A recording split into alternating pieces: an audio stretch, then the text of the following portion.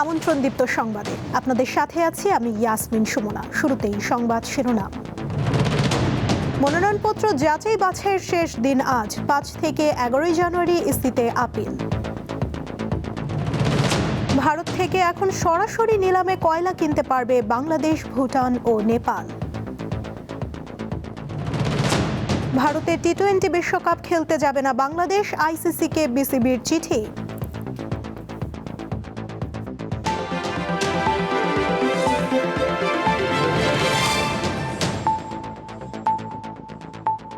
এবারে বিস্তারিত। ত্রয়োদশ জাতীয় সংসদ নির্বাচন ও গণভোটে সম্ভাব্য প্রার্থীদের মনোনয়নপত্র যাচাই বাছাই কার্যক্রম শেষ হচ্ছে আজ। খুলনার 6টি আসনের প্রার্থীদের মনোনয়নপত্র যাচাই বাছাই শেষ হয়েছে। খুলনায় সকালে জেলা প্রশাসনের সম্মেলন কক্ষে মোট 46 জন প্রার্থীর মধ্যে 35 জন প্রার্থীর মনোনয়নপত্র বৈধ এবং 11 জন প্রার্থীর মনোনয়নপত্র বাতিল করেন রিটার্নিং কর্মকর্তা। সকালে দিনাজপুর 5 আসনে 10 জনের মনোনয়নপত্র যাচাই বাছাই করা হয়। এ সময় ঋণ খেলাপির অভিযোগে আমজনতা দলের ইব্রাহিম আলী মণ্ডলের মনোনয়নপত্র বাতিল ঘোষণা হয়। এদিকে ঢাকা 13 এবং 15 আসনে মোট 20টি মনোনয়নপত্রের মধ্যে 8টি বাতিল করা হয়েছে। বৈধ ঘোষণা করা হয়েছে 12টি। ফেনীর 3টি আসনে 22 জনের মনোনয়নপত্র বৈধ এবং 12 জনের বাতিল করা হয়েছে।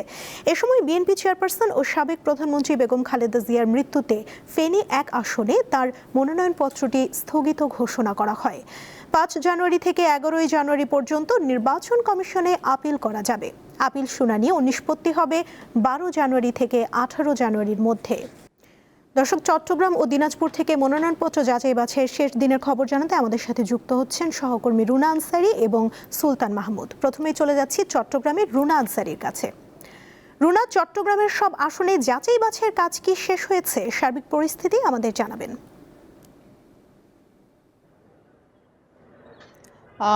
কিছুক্ষণ আগে চট্টগ্রামের মোট 16টি আসনের যাচাই বাছাই পর্ব শেষ হয়েছে। এর মধ্যে বাতিল হয়েছে প্রায় 38 জনের মনোনয়ন। এর মধ্যে চট্টগ্রাম 9 আসনের যে জামায়াতের প্রার্থী ছিলেন ডক্টর AKM ফজলুল হক, তার দ্বৈত নাগরিকত্বের কারণ দেখিয়ে তার মনোনয়নপত্র বাতিল হয়েছে। তবে তিনি বলেছেন আগামীকাল তার যে যুক্তরাষ্ট্রের যে তার নাগরিকত্ব সেটির বিষয়ে তিনি আবেদন করেছেন, সেটি আগামীকাল তার একটি নাগরিকত্ব বাতিল যদি হয়ে যায় তাহলে তিনি তার মনোনয়ন ফিরে পাবেন, এমনটা তিনি আশা করছেন। এছাড়া চট্টগ্রামের আজকে যে আসনগুলোর মনোনয়নপত্র যাচাই বাছাই হয়েছে তার মধ্যে 8, 9, 10, 13, 14, 15 ও 16 আসনের মধ্যে 15 জনের মনোনয়নপত্র বাতিল হয়েছে এবং একটি 1% ভোটারের সত্যতা না পাওয়া সহ বিভিন্ন অভিযোগে কিন্তু এসব মনোনয়নপত্র বাতিল করা হয়। এর আগে গতকাল চট্টগ্রাম 5 হাটহাজারী আসনের যিনি জাতীয় পার্টির প্রার্থী ছিলেন তার ব্যারিস্টার আনিসুল ইসলাম, তার মনোনয়নপত্র বাতিল হয়। আজকে বিশেষ করে 9 আসনে যে জামায়াতের প্রার্থী তার মনোনয়নপত্র বাতিলের বিষয়টি বেশি গুরুত্বপূর্ণ ছিল আজকে এখানে। এবং এছাড়া চট্টগ্রাম 16টি আসনের মধ্যে মোট 143 জন মনোনয়নপত্র জমা দেন। তাদের মধ্যে 38 জনের মনোনয়নপত্র বাতিল ও 2 জনের মনোনয়নপত্র স্থগিত ছিল। সেটি কিছুক্ষণ আগে সেটি শুনানি শেষ হয়েছে এবং তার মধ্যে 2 জনেরই মনোনয়নপত্র বৈধ বলে ঘোষণা করা হয়। এর মধ্যে 16-14 আসনে যে বিএনপির প্রার্থী ছিলেন তার বিরুদ্ধে নানা অভিযোগের কারণে কিন্তু মনোনয়নপত্র এটা আজকে স্থগিত ছিলেন এবং সেটি শুনানি শেষে তাকে বৈধ ঘোষণা করা হয়। কিছুক্ষণ আগে চট্টগ্রামের যিনি রিটার্নিং কর্মকর্তা তিনি মনোনয়নপত্র যাচাই বাছাইয়ের সর্বশেষ যে আনুষ্ঠানিকতা সেটি শেষ করেন এবং জেলা প্রশাসক রিটার্নিং কর্মকর্তা জাহিদুল ইসলাম মিয়া তিনি কিছুক্ষণ আগে মনোনয়নপত্র শেষ করার পরে এবং যারা হচ্ছে আগামীকাল যিনি চট্টগ্রাম 9 আসনের জামায়াতের প্রার্থী তার যেটি বৈধ তার যেটি যৌথ নাগরিকত্ব দ্বৈত নাগরিকত্ব, সেই দ্বৈত নাগরিকত্বের যে বিষয়টি সেটি যদি তিনি কালকে জমা দিতে পারেন তাহলে তার মনোনয়নপত্র যে বৈধ করা হবে কিনা, ফিরে পাবেন কিনা সেই বিষয়ে আগামীকাল সেটি ফয়সালা করা হবে। এছাড়া চট্টগ্রামের আমরা যেটি জানি চট্টগ্রাম 14 আসনের যিনি বিএনপি প্রার্থী ছিলেন তার বিভিন্ন অভিযোগ করেছিলেন এলডিপি প্রার্থীর পক্ষ থেকে যার কারণে সেটি আজকে দুপুর পর্যন্ত স্থগিত থাকে এবং বিকেলে সেটি কিছুক্ষণ আগে সেটি বৈধ ঘোষণা করা হয় এবং সবশেষে আসলে মনোনয়নপত্র যাচাই বাছাইয়ের পর্বটি সুন্দর এবং সুষ্ঠুভাবে সম্পন্ন হয়। আমরা এই মুহূর্তে যাচ্ছি আমাদের সহকর্মী দিনাজপুরের সুলতান মাহমুদ, তিনিও জানাবেন আপনাদেরকে আজকের যে মনোনয়নপত্র যাচাই বাছাইয়ের তথ্য সেগুলো নিয়ে তিনি অপেক্ষা করছেন। আমরা যাচ্ছি সুলতান মাহমুদের কাছে। সুলতান। রুনা, আপনাকে ধন্যবাদ। আজকে দিনাজপুরেও কিন্তু দুটি আসনের অর্থাৎ দিনাজপুর ৫ এবং দিনাজপুর ৬ আসনের মনোনয়নপত্র যাচাই বাছাই শেষে দিনাজপুর ৫ আসনের ১০ জন প্রার্থী মনোনয়নপত্র জমা দিয়েছিলেন। তাদের যাচাই বাছাই শেষে একজন প্রার্থীর মনোনয়নপত্র বাতিল করা হয়েছে। তিনি হয়েছেন আম জনতা দলের যিনি প্রার্থী ছিলেন ইব্রাহিম হোসেন মণ্ডল, তার মনোনয়নটি বাতিল করা হয়েছে। তিনি মূলত হলো ঋণ খেলাপির দায়ে তার মনোনয়নপত্রটি বাতিল করা হয় এবং এছাড়া বাকি ৯ জন প্রার্থী একে কিন্তু বৈধ ঘোষণা করা হয়েছে। এখানে বিএনপির প্রার্থী, জাতীয় পার্টির প্রার্থী এবং জামায়াতের প্রার্থী সহ মোট ৯ জন প্রার্থী এখনো বৈধ প্রার্থী হিসেবে দিনাজপুর ৫ আসনে রয়েছে। এছাড়া দিনাজপুর ৬ আসনের কিন্তু মোট ৮ জন প্রার্থী মনোনয়নপত্র দাখিল করেছিলেন। এর মধ্যে মোট ২ জন প্রার্থীর কিন্তু স্বতন্ত্র প্রার্থী ২ জনের মনোনয়নপত্র বাতিল করা হয়েছে। এরা ২ জনেই কিন্তু স্বতন্ত্র প্রার্থী ছিলেন এবং এদের যে মোট ভোটারের ১% ভোটার যে স্বাক্ষরিত মনোনয়নপত্রে জমা দিতে হয় ভোটার তালিকায়, তাদের গড়মিল থাকার কারণে কিন্তু রিটার্নিং কর্মকর্তা এই ২ জন প্রার্থীর মনোনয়নপত্র বাতিল করেছেন এবং এই প্রার্থীরাও কিন্তু বলেছেন যে আগামীকালকে সকালের মধ্যেই তারা আপিলের জন্য আবেদন করবেন। যদি তারা যথাযথ প্রক্রিয়া আপিল করেন তাহলে হয়তোবা ১১-১২ তারিখ পর্যন্ত যে মনোনয়ন আপিলের যে শুনানি আছে ১২ তারিখে কিন্তু সেই শুনানিটা হবে। সুমনা। ধন্যবাদ সুলতান। দর্শক, মনোনয়নপত্র যাচাই বাছাইয়ের খবর জানাচ্ছিলেন আমাদের সহকর্মীরা। সহপাঠী হত্যার প্রতিবাদ ও বিচার দাবিতে রাজধানীর ফার্মগেট এলাকায় সড়ক অবরোধ করে আন্দোলন করেছে তেজগাঁও কলেজের শিক্ষার্থীরা। এ সময় সড়কে যান চলাচল বন্ধ হয়ে যায়। এতে চরম দুর্ভোগে পড়েন নগরবাসী। শিক্ষার্থীরা জানান, ছাত্রাবাসে ঢুকে প্রকাশ্যে তাদের সহপাঠীকে হত্যা করা হয়। এ ঘটনায় একজনকে গ্রেফতার করেছে পুলিশ। বাকি আসামিরা ধরাছোঁয়ার বাইরে রয়েছে। এজন্য রাস্তায় নামতে বাধ্য হয়েছে তারা। শিক্ষার্থীরা অবিলম্বে সাকিব হত্যায় দোষীদের গ্রেফতার ও বিচারের দাবি জানায়। আমরা ২৪ ঘন্টা আলী ম্যাডাম দেওয়ার পর বলছে যে তারা আটক করে দিবে, অথচ তাদের সামনে পুলিশ রয়েছে, তাদেরকে আটক করছে না। আসামি যারা তাদেরকে দল থেকে সাপোর্ট করা হচ্ছে। রাকিবুল ইসলাম রাকিব ছাত্রদলের সভাপতি যিনি, ওনাকে আমি বলেছিলাম, বলার পরে উনি আমাদের সাথে হুমকি দামকি দিয়েছে, আমাদের সাথে রুট ব্যবহার করেছেন, খারাপ আচরণ করেছেন। গত ৬ ডিসেম্বর আমার ফ্রেন্ডকে নৃশংসভাবে পিটিয়ে হত্যা করা হয়েছে। আমরা প্রশাসনকে ৪৮ ঘন্টা সময় দিয়েছিলাম। আজকে ২৪ দিন হয়ে গেছে, আমাদেরকে প্রশাসন কোনো প্রোগ্রেস দেখাইতে পারে নাই। ওরা জাস্ট হচ্ছে ওই যে প্রথমে যে একটা আসামিকে ধরছে, এখন পর্যন্ত আর কাউকে অ্যারেস্ট করে নাই, আর কাউকে ধরে নাই, আমাদের সাথে যোগাযোগ তেমন কিছু করে নাই। রাজধানীর কারওয়ান বাজারে মোবাইল ব্যবসায়ীদের ব্লকেট কর্মসূচিতে জলকামান, সাউন্ড গ্রেনেড ও লাঠি পেটা করে আন্দোলনকারীদের সড়ক থেকে সরিয়ে দেওয়া হয়েছে। সকাল থেকে national equipment identity register NIIR কার্যক্রম চালুর প্রতিবাদে ও অবৈধ সিন্ডিকেট ভেঙে দেওয়ার দাবিতে কারওয়ান বাজার মোড়ে এই কর্মসূচি শুরু হয়। পরে দুপুর ১২টার দিকে আন্দোলনকারীদের সরিয়ে দেওয়ার চেষ্টা করে পুলিশ। এ সময় ধাওয়া পাল্টা ধাওয়ার ঘটনা ঘটে। পুলিশ প্রথমে জলকামান ব্যবহার করে, এরপর লাঠি পেটা ও সাউন্ড গ্রেনেড ব্যবহার করে তারা। কয়েকজনকে আটকও করে পুলিশ। পরে বিভিন্ন অলিতে গলিতে অবস্থান নেন মোবাইল ব্যবসায়ীরা। তেজগাঁও থানা পুলিশের পক্ষ থেকে গণমাধ্যমকে জানানো হয়, মুঠোফোন ব্যবসায়ীরা সড়ক অবরোধের চেষ্টা করেছিল। পুলিশ তাদের সড়ক থেকে সরিয়ে দেয়। সম্প্রতি BTRC ভবনে হামলা চালান মোবাইল ব্যবসায়ীরা। এ ঘটনায় করা মামলায় গ্রেফতার করা হয়েছে প্রায় অর্ধশত। ক্ষমতাচ্যুত প্রধানমন্ত্রী শেখ হাসিনার উপদেষ্টা সালমান F রহমান এবং সাবেক আইনমন্ত্রী আনিসুল হকের বিরুদ্ধে মানবতা বিরোধী অপরাধ মামলার শুনানিতে বিদেশি আইনজীবী নিয়োগ এবং নিজেদের ভয়েস রেকর্ড পরীক্ষা করার জন্য বিদেশি বিশেষজ্ঞের সাহায্য চাওয়ার আবেদন করেছেন তাদের আইনজীবী। ট্রাইব্যুনাল আবেদন নথিভুক্ত রাখার নির্দেশ দিয়েছে। ট্রাইব্যুনাল ১-এর চেয়ারম্যান বিচারপতি মোহাম্মদ গোলাম মর্তুজা মজুমদারের নেতৃত্বে ৩ সদস্যের বিচারিক প্যানেলে মামলার শুনানি হয়। এ মামলার অভিযোগ গঠনের শুনানি আগামী মঙ্গলবার অনুষ্ঠিত হবে।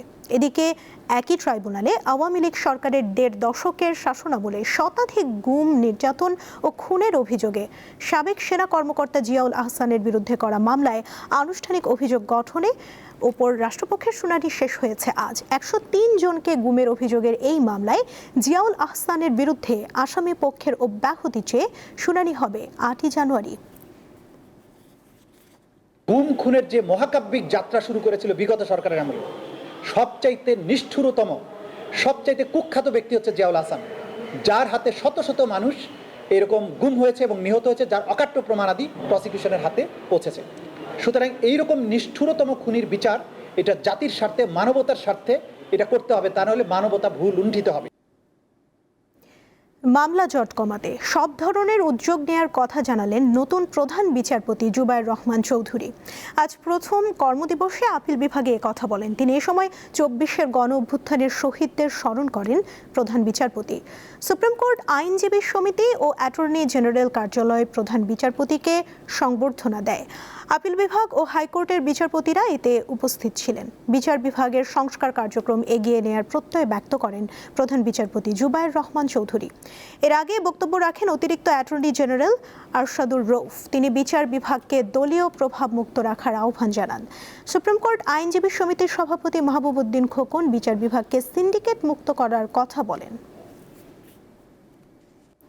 এবারে কেওয়াই স্টিল চট্টগ্রাম সংবাদ।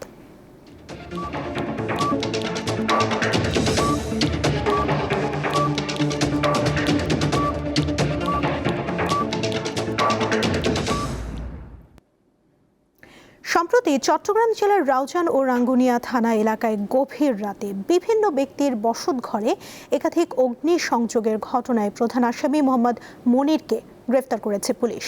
জেলা গোয়েন্দা শাখা এবং রাউজান ও রাঙ্গুনিয়া থানা পুলিশের যৌথ অভিযানে শনিবার বিকেলে রাঙামাটি পার্বত্য জেলার কলেজ গেট এলাকা থেকে মনিরকে গ্রেফতার করা হয়। দুপুরে পুলিশ জানায় প্রতিটি অগ্নিসংযোগের জায়গা থেকে বিশেষ ধরনের উস্কানিমূলক ব্যানার উদ্ধার করা হয়েছে, যা অ্যাঙ্কর ব্র্যান্ডের মোটর ভুসি ও অন্যান্য ব্র্যান্ডের প্লাস্টিকের বস্তা দিয়ে তৈরি ছিল। ব্যানারগুলোতে বিভিন্ন ব্যক্তির নাম ও একাধিক মোবাইল নম্বর উল্লেখ ছিল।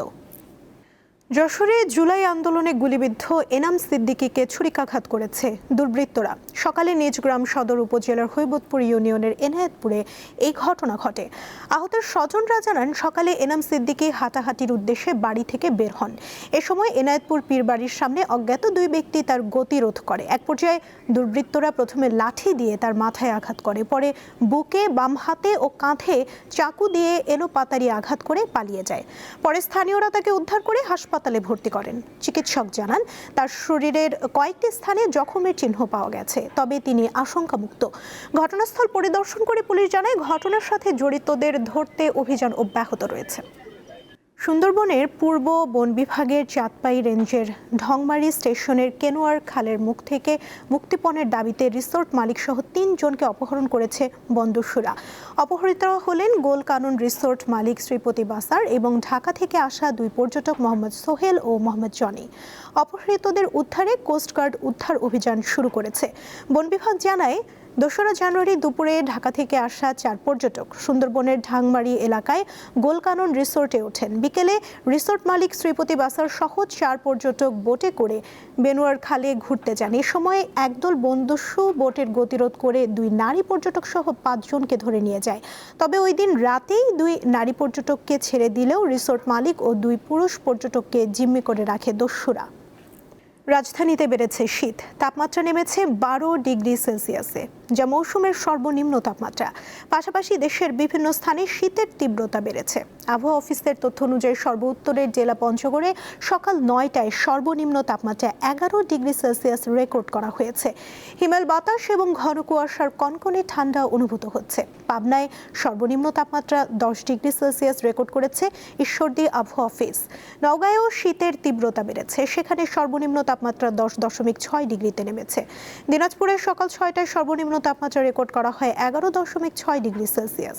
কুড়িগ্রাম জেলায় সর্বনিম্ন তাপমাত্রা 11 ডিগ্রি সেলসিয়াস এবং পটুয়াখালীতে গত 2 দিনের তুলনায় তাপমাত্রা সামান্য বাড়লেও গুঁড়ি গুঁড়ি বৃষ্টির মতো কুয়াশা বাড়ছে। 25 বছর ধরে খেজুরের রস থেকে পাটালি গুড় তৈরি করছেন যশোরের সীমান্তবর্তী গ্রাম শার্শার কামাল হোসেন।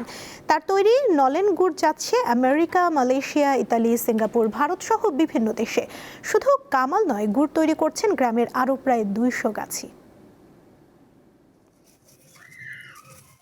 আঞ্চলিক প্রবাদে আছে যশোরের যশ খেজুরের রস। শীত যেন যশোরের খেজুরের রস ছাড়া পূর্ণতাই পায় না। শীত নামার সঙ্গে সঙ্গে জেলার বিভিন্ন গ্রামে খেজুরের রস ও গুড়ের নানা পিঠা, পায়েস সহ নানা সুস্বাদু খাবার বানানোর ধুম পড়ে। খেজুরের রসের খাঁটি পাটালি গুড়ের জন্য বিখ্যাত যশোরের শার্শা উপজেলার উলাশী ইউনিয়নের জিরানগাছা গ্রাম। দূর দূরান্ত থেকে গুড়ের জন্য অনেকেই ছুটে আসেন এই গ্রামে। দীর্ঘদিন ধরে পাটালি গুড় তৈরি করে বেশ জনপ্রিয়তা পেয়েছেন এই গ্রামের কামাল হোসেন। তার তৈরি গুড় যাচ্ছে বিদেশেও। বিভিন্ন দেশে যায়, ব্যাপারীরা এসে নিয়ে যায়, নিয়ে বিভিন্ন দেশে পাঠায়, আমেরিকায় যায়, মালয়েশিয়ায় যায়, বিভিন্ন দেশে যায়, দেশও ইন্ডিয়ায় যায়, দেশের লোকও নেয়, গ্রামের লোকও নেয়। তার মতো আরো প্রায় 200 গাছির শীত মৌসুমে আয়ের উৎস এই গুড়। কড়াই রস ধরে, এই কড়াই 10 ভার রস ধরে। আমাদের এই রসে কোনো ভেজাল নেই।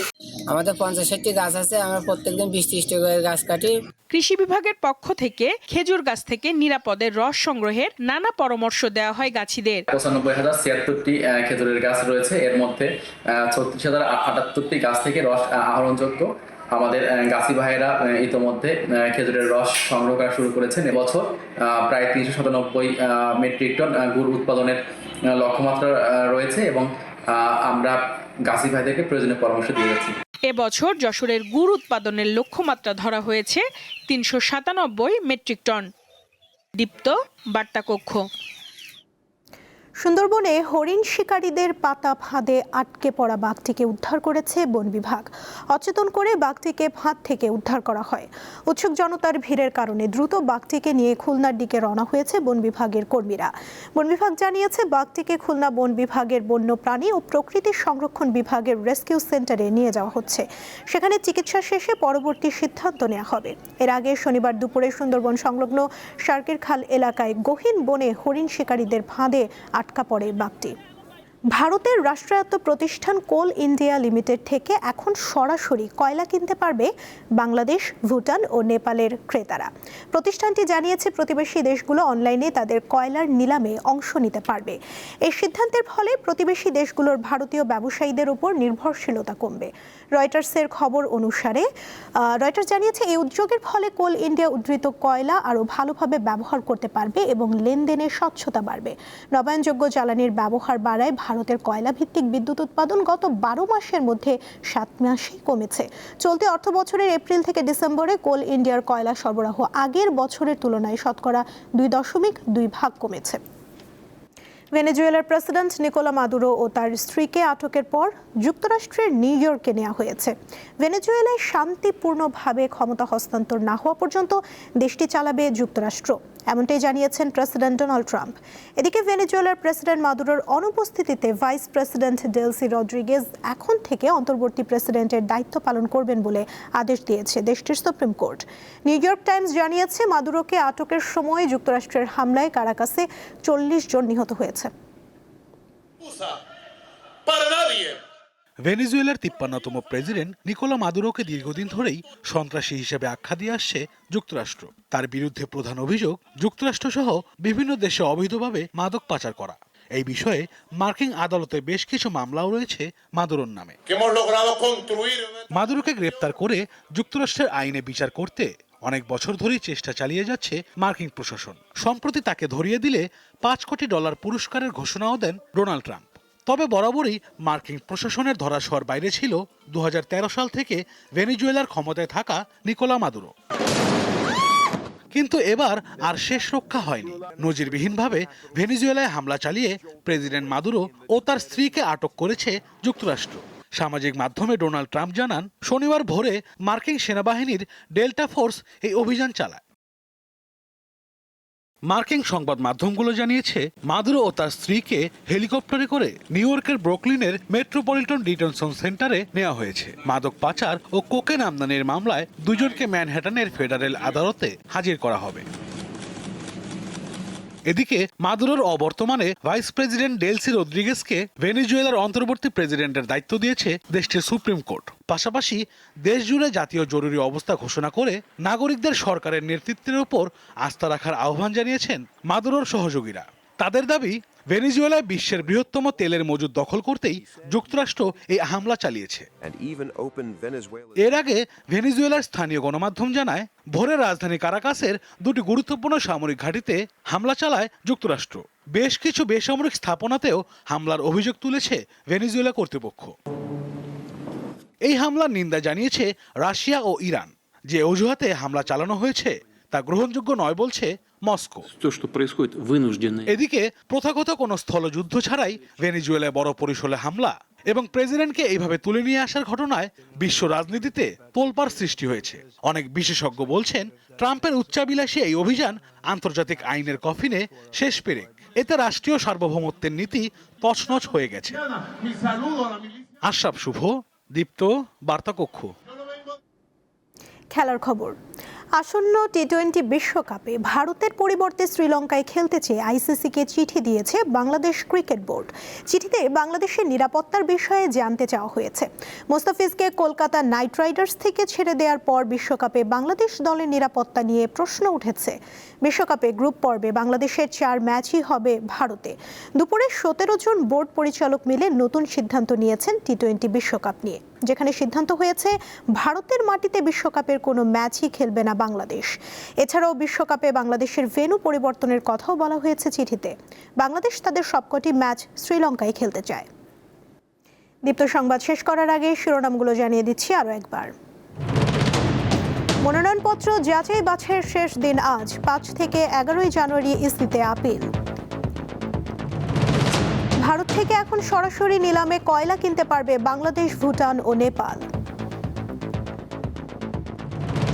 ভারতে টি-20 বিশ্বকাপ খেলতে যাবে না বাংলাদেশ, আইসিসিকে বিসিবির চিঠি।